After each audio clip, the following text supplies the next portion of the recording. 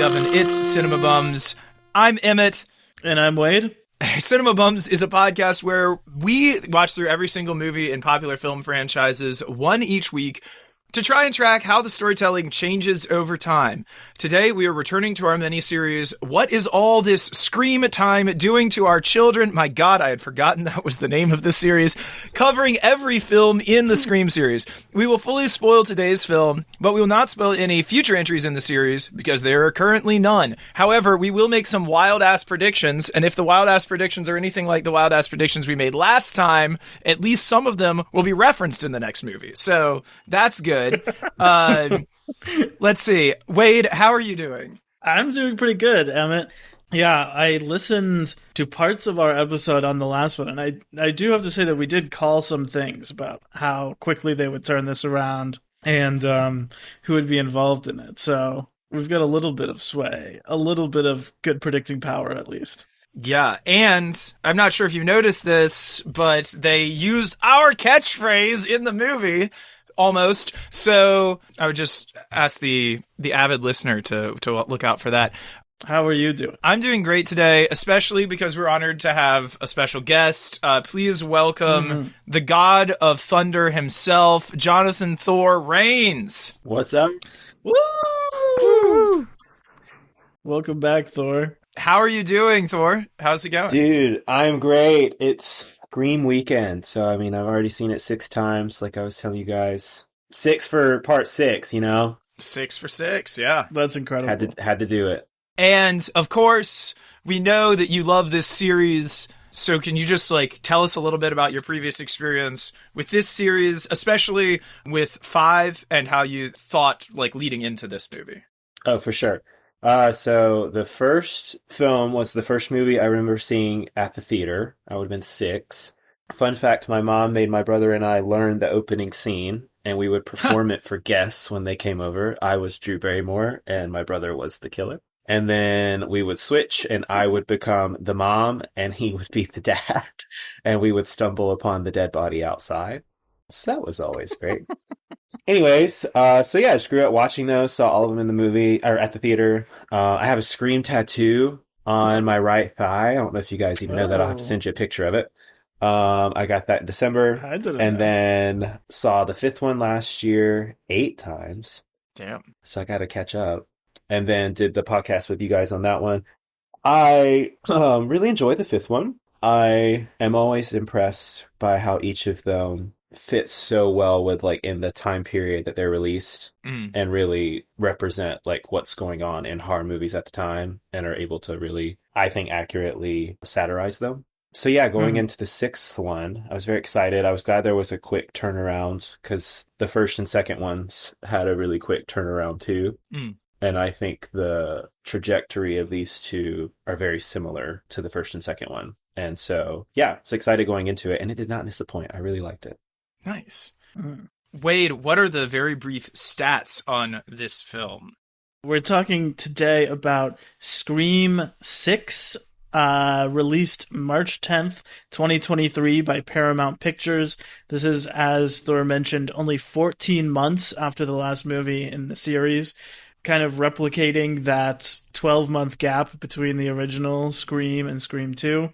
Yeah. Which is pretty awesome. Almost all of the production team here is returning from last year's movie. So I'm going to read them here and know that when I say Scream, I'm talking about Scream 2022, not Scream 1996. But this was directed by Matt Bettinelli-Olpin and Tyler Gillette, who are also known by Radio Silence, their production company name. They directed last year's Scream and Ready or Not, which has a couple cast members join this movie, including Henry Cerny, the therapist, and Samara Weaving, who I found out was Australian by watching this movie. It was written collaboratively by Guy Busick, who wrote Ready or Not, and James Vanderbilt, who wrote The Amazing Spider-Man, which we have since covered on this podcast. They also wrote last year's Scream together. The score is by Brian Tyler, who did both of Radio Silence's last 2 movies, as well as Fenn Faulkner. It runs 2 hours and 2 minutes, making it the longest film in the franchise. It is 2 minutes longer than Scream 2. It had a reported production budget of $33 million. That is up from last year's $25 million. And it looks poised to make that back because it had an opening weekend box office of $67 million worldwide, the best in the series so far. Damn. And higher than expected. Really exciting news, and it was well reviewed too. It got a 61 compared to Scream's 60 on Metacritic, making it the best reviewed sequel after the original 2 films in this series. Emmett, what would you say to the listener who has not seen Scream 6 other than to pause the podcast and go see it and then come back and listen to the rest? Yeah, seriously, if you haven't seen it, go and watch it first and then come and chat about it. But it is a direct sequel to Scream 2021, 22? What is it? 22? Scream 2022. It is about the continued adventures of the Carpenter sisters as they are terrorized by an all-new ghost face. This time they're in college in New York. Well, actually, the younger sister's in college. The other one is just there. Mm-hmm. And that is kind of part of the plot here. Is it's about younger sister whose name, Thor, what's the younger sister's name? Kara.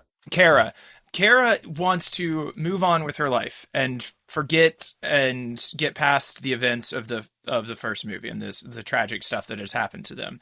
And Sam is unable to get past it because she is still seeing visions of her dead father and, is like still deeply in it and paranoid and like looking over their shoulder all the time.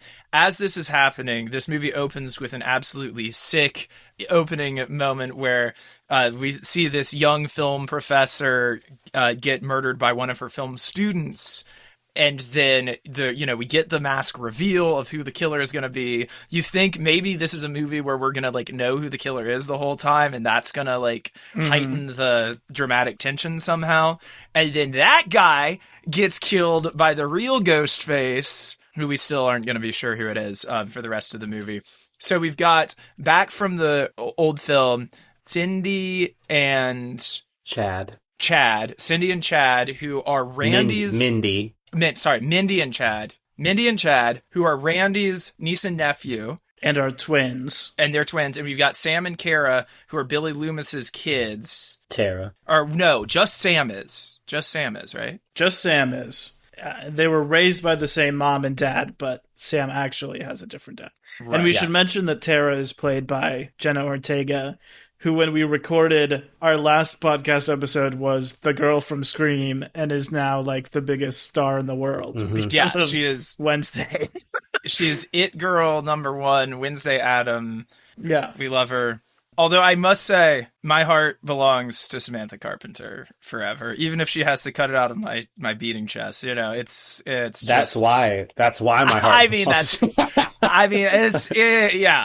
My lord. So anyway, there's a plot to this movie. Things happen. Many characters die. I won't tell you which ones right off the bat. There's a particularly brutal scene coming across a ladder in between 2 apartment buildings. Mm-hmm. That one to me is like the nastiest one in the whole thing. Mm-hmm. Pretty upsetting. And then there's this excellent subway scene where they're like getting on the subway, and Mindy and so we've got a couple new friends, Annika, who's Mindy's girlfriend, some guy, Ethan, some guy, who's just like hanging out. He's a roommate. He's Chad's roommate. And he's the kid from Avatar. Oh, is he really? Yes, he plays Spider in Avatar 2. He does do an okay job in this. Shocking. No, he's good in this. Oh my God. Okay, so maybe it really was just the dreads weighing him down in Avatar. And then we've also got their other roommates, the girl's other roommates. Quinn. that's kind of the new group of characters. We have the classic moment of Mindy like explaining all of the tropes, explaining how we're in a franchise. We're in a franchise sequel, so it's going to have to pay homage to the second movie, but also, you know, be bigger and better and all of this sort of stuff. There's lots of references to Scream 2, like they're in a van that looks a lot like the van that Randy gets pulled into and killed at one point, where they're like doing the broad daylight search for the killer. A lot of similar sort of set piece moments like that. And then it ends, much like Scream 2, in an abandoned theater. But this time it's a movie theater that has been turned into a shrine to all of the past killers from all of the movies. It includes the capes that they wore and the masks that they were wearing. It has a bunch of different memorabilia from across the movies. And the final set piece happens when they are trying to lure the killer here to kill them. They're like, we can lure him back to his lair and kill him there. And when they get there, it turns out it was even more of like a double setup trap than they thought. And surprise, surprise, Quinn is not actually dead. Quinn and her brother Ethan and their dad are all the family of Samantha's boyfriend, who was the killer in the last movie, getting revenge, good old-fashioned revenge for their kid, which is, of course, the same motivation as Mama Loomis in number 2. So we've got, like, all that cool layover stuff. And then just a really, you know, kind of vicious ending where Samantha and Tara both have to, like, find the killer within and go for it. It ends similarly to many of these movies, next to an ambulance with some characters that we thought might have died being shown to just be very near to death. Chad narrowly escapes. Gale Weathers, once more, narrowly escapes. Praise God. By this, I was like kind of shocked, but also kind of not, you know, in that same way. And the ending is almost exactly like the ending of Scream 5. With them at the ambulance and her contemplating this, and like you see all this crazy stuff going on with Sam, and you're like, what's happening next? Is she going to be the killer next time? Because I mean, that's got to be where this is going. Because I think there's also this whole thing where, like, in the original series, there was always the desire that Sydney would maybe someday like be the villain. They've never followed through on that. So maybe this is the time where you get Samantha to be the villain. She comes back and kills Sydney in the next... I don't know. Now we're into extrapolation. But yeah, that's basically what happens. We should also mention that a fan favorite, Kirby, returns from Scream 4. Let's go! The sort Let's of go, Kirby. underappreciated entry in the series. And she has a pretty major role to play in this, too. She does. As an Atlanta FBI agent... And now I'm confused because I don't even know, is it true that she was taken off of the Atlanta team for emotional instability? I was wondering this too. And that part's true because the person who tells them that is, of course, turns out to be the killer. So it could be a lie to destabilize things. But Kirby is also acting kind of crazy in this and like has some weird moments. So it all plays. I think this is one of the best ones for keeping the tension of like any of these people could have done it. And I like so many of these people at this point. It's like bringing Kirby back. Like I really like Kirby. I don't want her to be the killer, but I certainly believe she could be. And so it's like, you know, all of that sort of keeping the mystery alive in it. Did anyone have a strong suspicion on first watch of who it might have been? I called the roommate because Scream 3 taught me to never trust an off-screen kill when they find Roman's body in the coffin, but we never saw him get stabbed. And then he's like, haha, I'm the killer. And I'm like, I don't trust her. Even though, yeah, her throat's all slashed and everything. I was like, I don't know about her. And then with the dad, like, the detective... like crying and everything, I was like, is he in on it? And I was like, I don't know. I did not think it was Avatar Boy. I thought that was like hiding in plain sight pretty much. And I was like, it's not going to be him. And then it was him. And I was like, damn it, they got me again. I also just didn't think it was going to be 3. Yeah.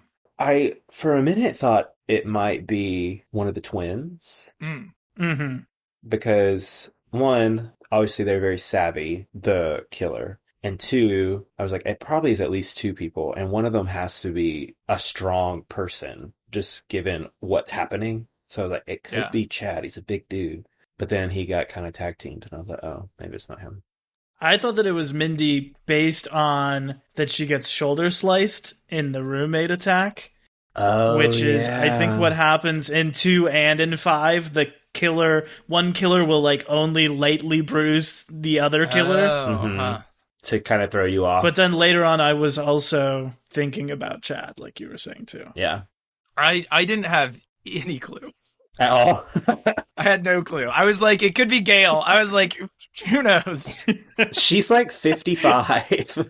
Well, I don't know. The detective, too. Yeah. So. Yeah, that's true.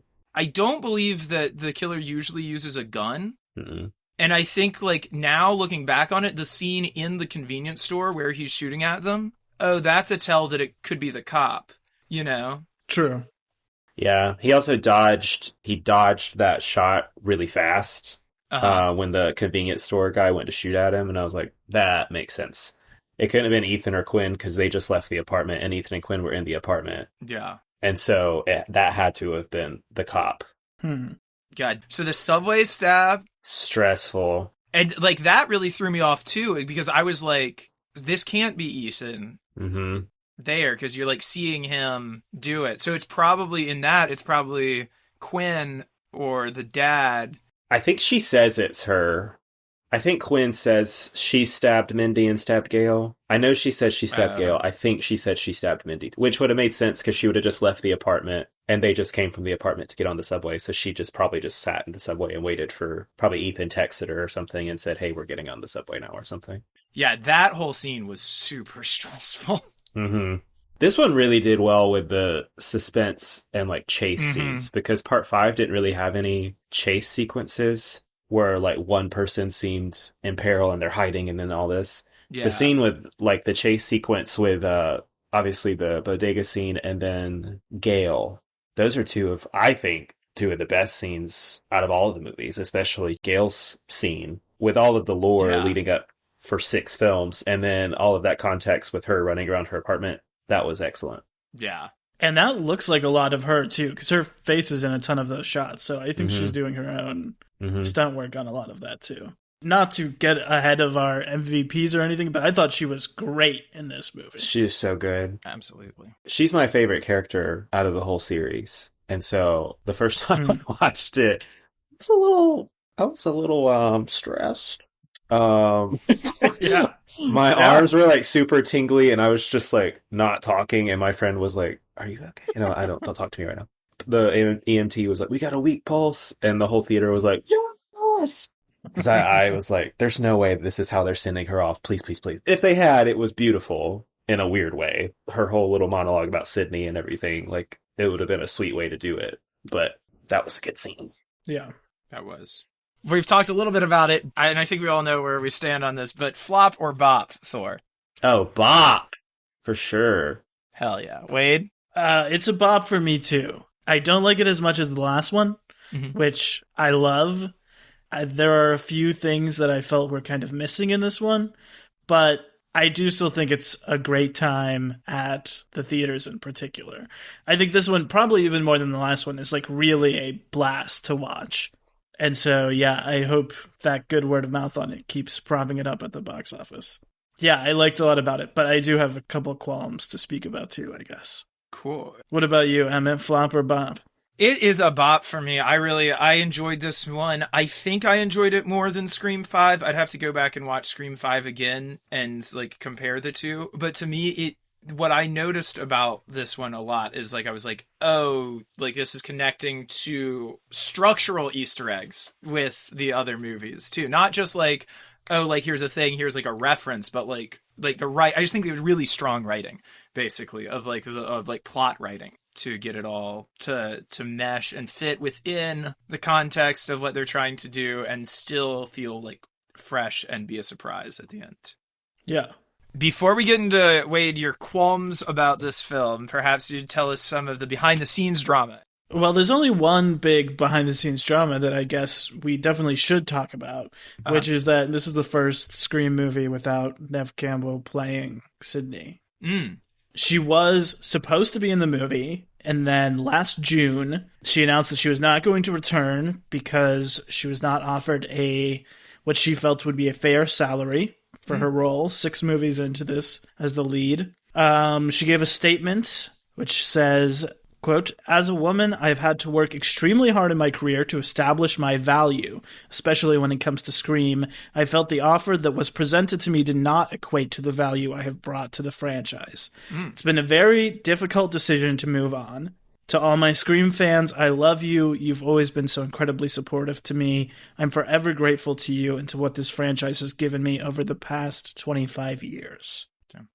I remember when I saw that at the time thinking maybe they were going to then offer her a lot more money and she would end up coming back. But no, she held strong. She's not in this movie. And the directors have said that her leaving affected the script greatly. But they used it as an opportunity to dig into the new characters more than before. I mean, I guess starting with Thor, like, how does it feel watching this without Sydney? And do you think it's still well handled in this movie, knowing the behind the scenes? Yeah, I think they handled the, like, thematically correctly, just given the ending of the 5th one. And she made a lot of references in the 5th one to her family and wanting to protect them. And the only reason she came back to Woodsboro is because of what happened to Dewey. She also wasn't in the 5th one a lot. When I've gone back and rewatched it, like, Gale and Dewey are honestly in it longer than she is. Obviously, her presence is felt, like, throughout the whole movie. But when you go back and look at, like, watch it, she's really not in it that much.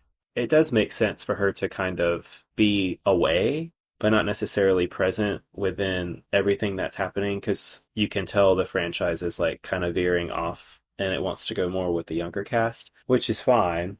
Like, when Gail said, like, I talked to Sydney, she's not coming, she's taking Mark and the kids. Like, that's cool, but, like, and she said she deserves her own happy ending, and I was like, and also a higher salary. That's the reason why she's not here. Like, it's not because the script called for her to not be there.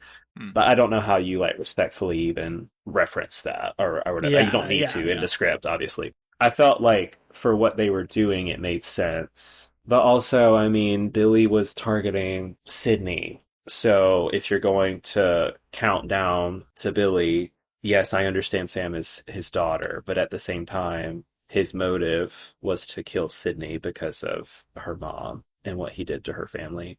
All of the killers were targeting her. So I am curious. I wonder what the original script treatment was, if it altered the script so greatly. Like, did that affect Gail's fate in the movie? Did that affect Kirby's fate? Yeah. Did they keep Gail simply because Sydney's not in the movie anymore? I don't know. I'm very curious to see what they do with Gail's character, especially if she returns in a substantial way for part 7. Is that how they get Sydney to come back into the fray? Because she only has that one friend that's really still connected to everything that's going on. Would she have done that had Gail died? I don't think so, personally. It's almost like a reasoning that they couldn't have Gail die, because how could you have Gail die and not have Sydney show up, you know? Right. Yeah. And I don't think she would after. Your friend's dead. I'm not going to come back. But look what happened to Dewey. And then I got attacked. Like, why would I come back again if this happened? What about you, Emmett? How did you feel about a Sydney-less Scream? Not knowing the behind the scenes of it until just now. Like, obviously, I wish they had offered her more money and that they could have done something. But that being said, I do think it's nice to take it in a new direction and be like, what is it about Sydney that makes people want to kill her? Like, that's kind of absurd at this point, you know, that, like, it keeps, you know, that she keeps being the target of these things. So if we're going to go with people paying homage, like, the killer itself is the thing that people are paying homage to. Like, that's what's keeping the franchise alive. What's really crazy to me about this is that, I mean, didn't she last longer than any other main character in a horror franchise? Like, as the lead actor? Hasn't, certainly time span wise, but, like, just movie installment wise? Like, has there ever been a final girl who has been in that many? It depends on how you look at Halloween, because there's so many different timelines that involve Jamie Lee Curtis. Yeah. Sure. But even if you look at just one of the timelines, like, she's never survived 5 installments consecutively. Right, 5 in a row. Yeah. Yeah. She hasn't. So there is something to just, like, ditching that character and moving on with the killer that I think is is interesting and worth doing. Now, would it have been better if they had made that as a artistic decision instead of a decision driven by, monetary factors? Mhm. Yeah, probably. But then again, maybe it was, and like that's why they offered her. I think if it was an artistic decision, you wouldn't have Gale in the movie either. Yeah. Mhm. I mostly agree with both of you. It just is a little strange that there is one of them and not the other to me. Mhm. Yeah. I mean, I guess technically Gail could be considered a final girl. Yeah. And so now she's survived 6 films. So maybe that title starts to shift towards her a little bit. True. I wonder if Sydney was going to have some of Kirby's role in this movie. Ooh, that could be interesting since she's married to a police officer now. Mm. Maybe not, but it seems like, okay, if we couldn't get Sydney, then we're going to get like this other big fan favorite to play the returning role. Yeah. True. I don't know. That's just speculation on my part. Well, everybody, what do you think the best kill in this is? There's a lot of good, like, almost kills that I want to use. Or even like best sequence almost. Yeah. Yeah. Sequence. I don't know if it sticks, but I do love Jenna Ortega like holding on at the end and then falling down and stabbing the knife as she falls into Ethan. That one was pretty high up for me. Pretty cool. I'm a big fan of whenever Sam just goes ham on someone. Mm-hmm. The end of the 5th one when she killed... I loved that in this one when she was like, I stabbed him 22 times and then I slit his throat and then I shot him in the head. And I was like, yes, you did. So in this one, I counted and she stabbed homeboy 32 times. And then in the eye. And I was like, yes! Awesome. Oh, yeah, that part too. I think the subway one is the most tense Mhm. and like the scariest. But I think like the most upsetting is Annika falling off That the was ladder. really sad. That was really, really sad. Mm. I don't think she would have recovered had she made it across the ladder anyways. Yeah. But still, Yeah. very, very sad. It was messed up. Yeah. Yeah, that was awful. And then I was like, Mindy, not you flirting with Kirby like 2 minutes after your girlfriend died.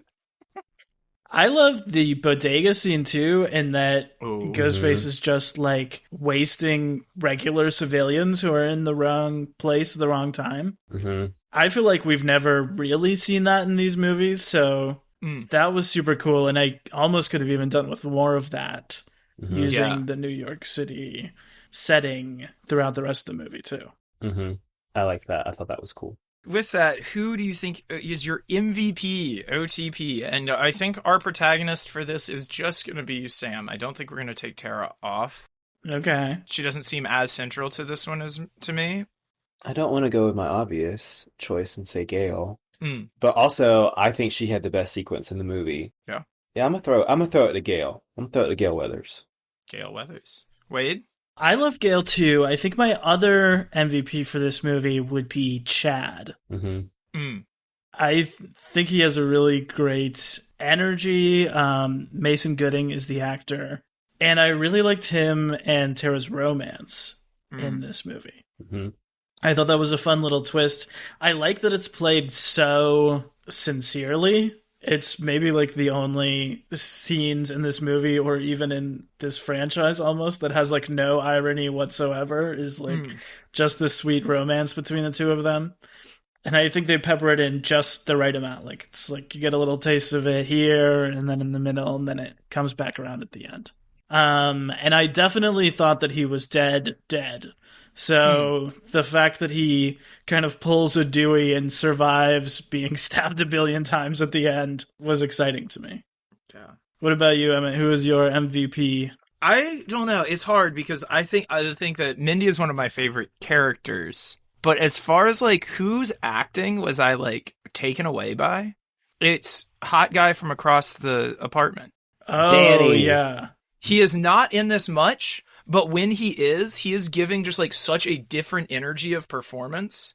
You're like, yeah, this is an adult who just kind of like got caught up in all of this with these kids and it doesn't really know what the hell is going on, but is just like a really stand-up sort of person, it seems like.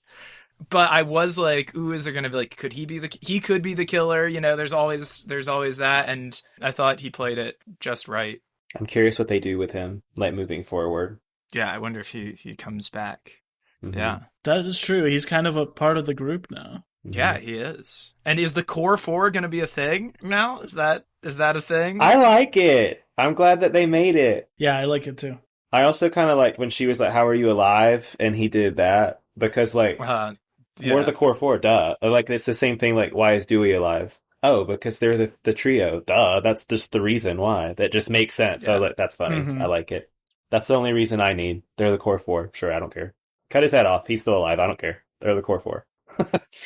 But I will say there is kind of a core 4 going into Scream 2, and then they kill Randy, and then it becomes like, I the trio. know. So That's that true. really made me on edge, feeling like any of them could go Mhm. this time. For real. That guy you mentioned, I just want to say, the actor is Josh Segura. He's also on She-Hulk, also not for very long. But in that, I was also like, oh, this guy is really interesting.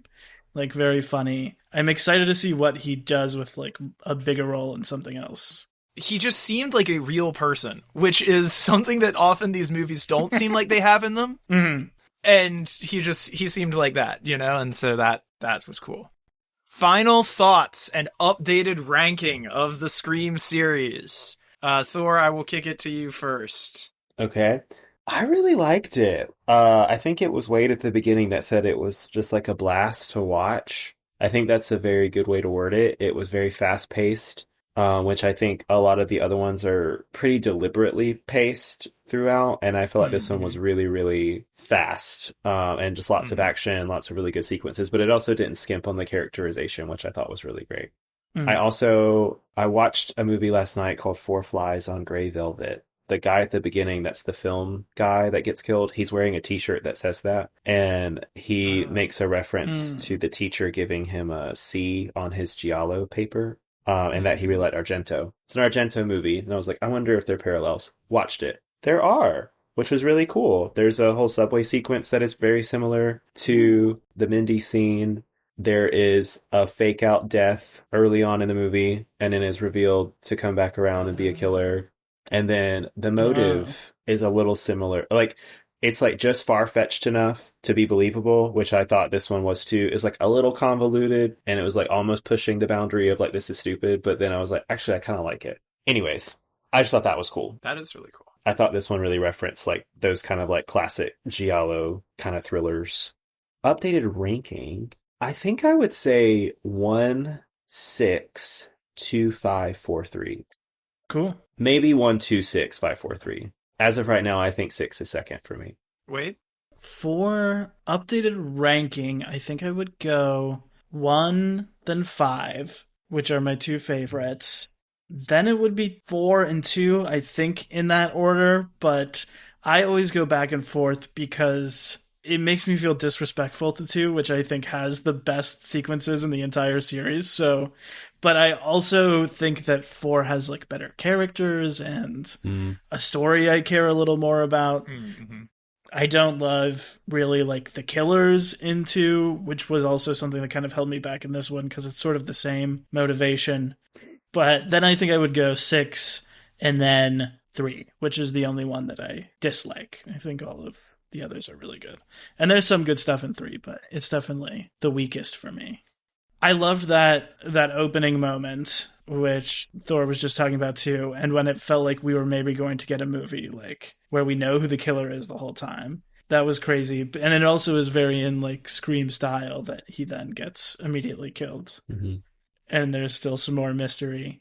I thought that this one had the weakest parody elements of any of them, or maybe it just felt like there wasn't one specific thing it was parodying in the way that all the others do. You know, like 1 is like all horror movies, 2 is sequels, 3 is threequels, 4 is remakes, 5 is legacy sequels. And in this one, there's kind of that talk about, like, now it's a franchise, but I don't really know how that's different from some of the other movies we've already seen in the series.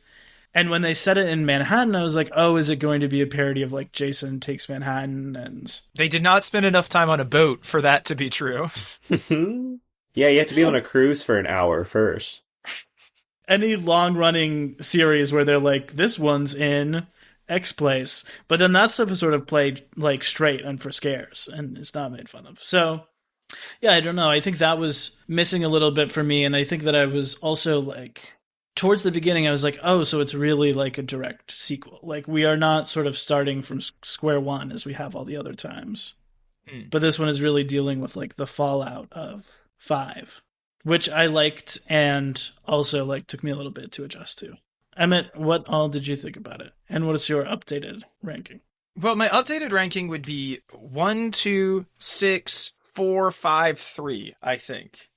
I still think number 1 is the best, and like you said, number 2 has the all-time best sequences. Yeah. Especially the sorority house chase, which I think is just incredible in number 2. But this ranks really high for me. I think it delivered well, and if I had to like go for the try hard route, I'd say it's subverting the trope by being like more straight horror. Or more straight like thriller, more straight like I'm being chased, like I need to figure it out. And not that it's not funny or have its moments, but going less the jokey route and more like we're actually gonna try and scare you route, which I think takes it back to the original in some ways of like that movie is legitimately tense and frightening. So I don't know.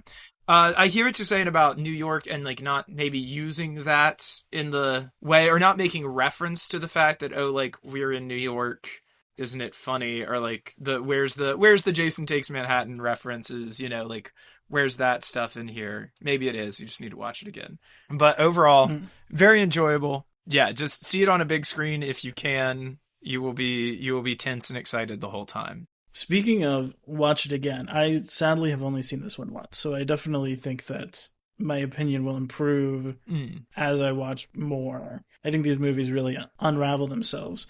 So I wonder, like, are there some major things that you caught on viewings 2 through 6 Thor once you knew what was going on? Yes, I noticed a lot of the camera cuts seem to be a little cheeky at like who the killers are. Especially in the monologue with Mindy when she's talking about franchise sequels. Just some of the lines about certain things, they'll cut to Ethan or they'll cut to Quinn. And I found that very interesting on a rewatch. Similar, also, watch the detective's face when he asks Kirby, why are you here? If she says, I take an interest in Ghostface killings. His face is very interesting. I was like, he didn't know who she was. He's watching Jason Takes Manhattan in the first scene. I don't know if you guys caught that. Oh, I did not catch that. Tony Revolori's character, that's what he's watching on the TV. Okay. Huh. Okay. They also use some of the score. I shouldn't know that, but I've seen that part 8 so many times. It is referenced throughout it, and in the trailer, also for the movie, it ends with at the end of the trailer. Oh. Huh. That's cool. I like the New York setting because she should be safe on a subway train because there's so many people there. But then you're like, wait, she's not. You're like, oh, because these people, they're all in their own world. They're not paying attention to her. Yeah. And so I liked that. And like Emmett was saying that he attacked all the people inside of a busy bodega. That happens like in New York. And so I also noticed like when Gail's like, it's all about true crime limited series these days. That stuff happens all the time in New York. And so I found that to be interesting too. And it also is kind of a true crime thing that happened in Woodsboro, you know, in their universe. It's a real true crime thing that happened. And now it's all these people are like, look at that girl. She's the killer. She's crazy, blah, blah, blah. And then the family is wanting to get revenge on that. I thought that was like a wink, wink at true crime stuff. So maybe that's what this one's making fun of or satirizing is true crime.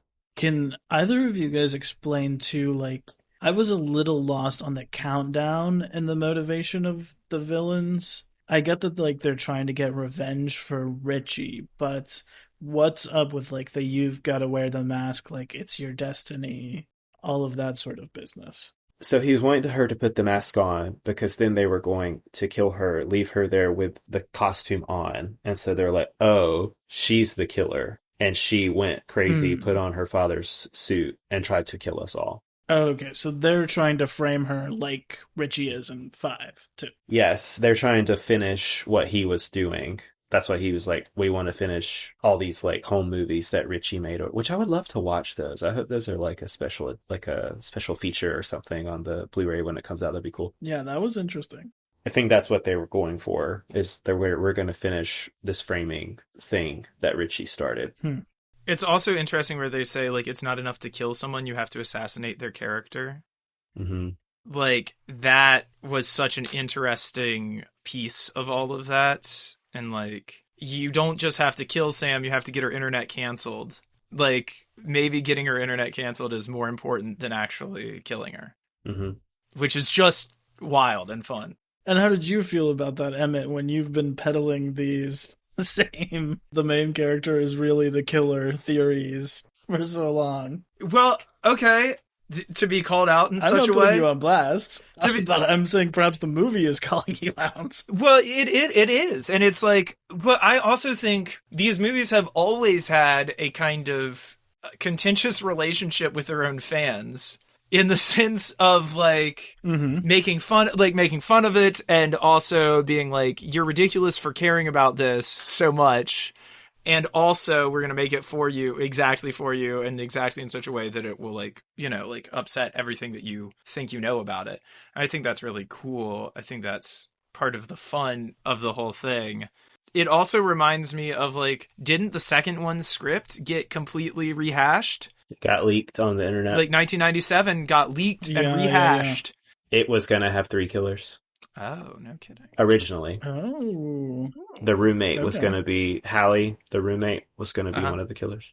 No way. Oh, see, so it's like it all like comes back around to itself in some crazy way. But I would like to apologize to Samantha Carpenter. Please don't take it out on me. Or, you know, maybe do. All right, with that being said, we're going to move on to our quiz. Bum's the word. And for today, I prepared for you guys a wonderful little quiz. Now, let me be very clear. This is a quiz about the 6th movie in franchises. That is 6th movie by release date. That's important. 6th movie by release date in big franchises. I've got 13 movies for you because I think this is going to kind of be an easy one. So... let's begin with number 13. It is the 6th installment in a franchise where the first installment of that franchise was also directed by Wes Craven. Nightmare on Elm Street? That is the correct franchise.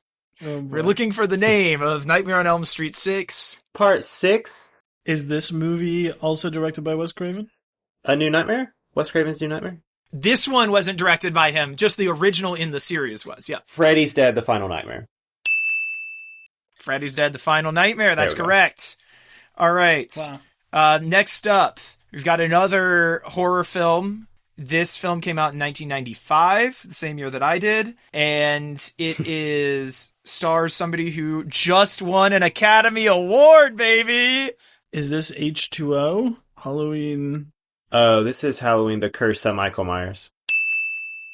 This is Halloween, The Curse of Michael Myers, which in fact does not star Jamie Lee Curtis. I apologize. Paul Rudd is in it, though.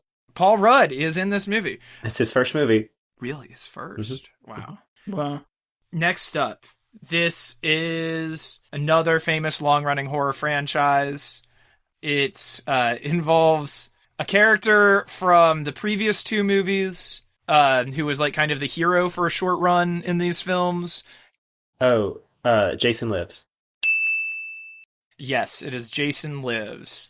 Next up, we have another long-running horror franchise. Surprise how this happens. This one is super easy because the name is just the name of the franchise and the word and like the symbol 6 for it, but it's not Scream 6. So let's see. I have never seen any of these, but they're supposedly like super gory.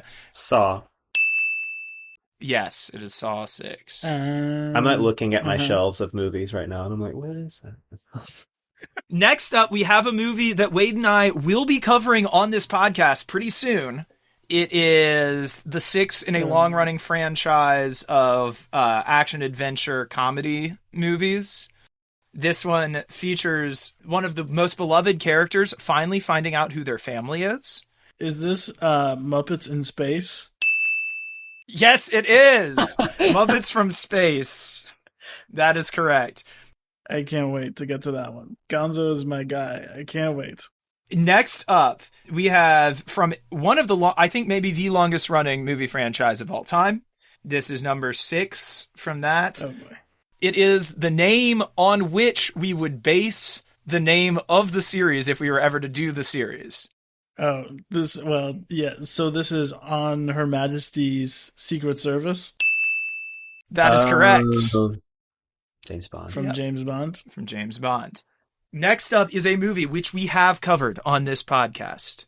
Cast your mind far, far back in the day. This features maybe the most iconic character from the series in a standalone film. It features mech samurai and a scary Russian lady. Okay, so I believe this is The Wolverine. That is correct. That is correct. The Wolverine. Next up, from a long-running science fiction franchise, this is, you think about the big science fiction franchise, and then you think about the other one for people who are even nerdier. It's that one. Okay, so I think I know the series is Star Trek, I'm guessing. Yep, that's correct. Oh. Is this one with William Shatner, or is this one of... It is. I believe it is with William Shatner. Generations? It's not. What year did it come out? The name of this movie, this might be a bit of a stretch, but the name of this movie is a quote from Hamlet. Or like half of a quote from Hamlet. I can only remember Insurrection or Nemesis. It's neither of those. I can remember First Contact. The Wrath of Khan is part 2. The Voyage Home. What year did it come out? Came out in 1991. The Search for Spock. That's a Shakespeare quote. The Search for Spock. Yeah, go for that. Final answer. The answer is Star Trek VI, The Undiscovered Country. Well, Yeah. Yeah. All right, now, next up, the number 6, in a long-running sports franchise, action drama sports franchise. This came out in 2006. Is this an Air Bud film? This is one of Wade's favorite series that I've never seen any of. So... Oh, I do know this. Rocky Balboa? Is this Rocky Balboa? It is Rocky Balboa! Hell I haven't yeah. seen any of those either. Hell yeah. I haven't seen Creed 3 yet, but I'm excited to. Number 6 in a franchise that I would say is all about family. But there's also some action and some cars. Fast 6? Is that what it's called? Is that what it's called? Almost. Or is it Fast and Furious 6? It is Fast and Furious 6. That is correct. The next is the 6th movie, kind of, and I'm side-eyeing this one a little bit, but it's the 6th movie in a high fantasy franchise. This is technically part of a prequel trilogy. Hobbit. Um, The Desolation of Smaug? Is that what it's called? That's the film that directly precedes this one. the Five Armies? Oh, the Five Battle Armies. of the Five Yeah. Armies. That's correct. The Hobbit, the Battle of the Five Armies. All right, we've got two left. We've got, this is number 6, in a long-running fantasy teen franchise about kids who go to a special boarding school. Oh, Half-Blood Prince. That is correct. It's Harry Potter and the Half-Blood Prince. Hell yeah. And last, but certainly not least, this is number 6 in a very long-running science fiction franchise. This is widely regarded as the best of the worst. This is Revenge of the Sith? That is correct! This is Star Wars Revenge of the Sith. And like with all franchises, we've all talked about it too much, and nobody wins. Thank you so much for playing Bums the Word today. You both did excellently.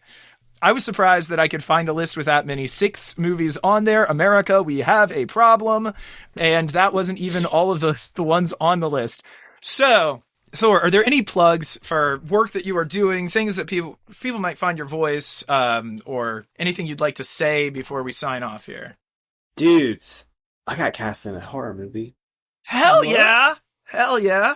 It's an independent That's movie, awesome. but it, I think, is going to be on Shudder. And Oh. we were supposed to film it last October, but some stuff happened, so it got delayed, so it's going to film later this year. I am the killer. But it's not like Really? it's Oh my not like God. a reveal situation. It's like Okay.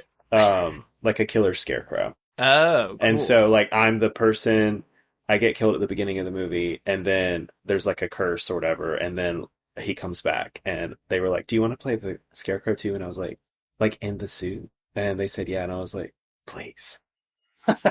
That's so cool. That is That's so so awesome. exciting. Cannot wait to watch this movie. We can review it. Yeah, then we can Yeah, review we it. would definitely. You guys are review like, it kind of sucks, and I'm like, oh. Aw, aw. it. No. You guys are like definite Yeah. flop. Rating it now, Definitely half a not. star on Letterboxd. They came for Letterboxd in this movie too. They did. Yeah. True. Up next, we will in 19 weeks be discussing Greta Gerwig's Barbie. But before that, our two very handsome doppelgangers, Kurt Ascar and Oscar Mayer, will be back to discuss the Oscar Watch. That'll be this week, breaking down all the 2023 Oscar winners, and come back next week as we return to our regular Baz Luhrmann miniseries with The Get Down 2016 on Netflix. Thank you so much, and as they say in Scream 6, stay frosted!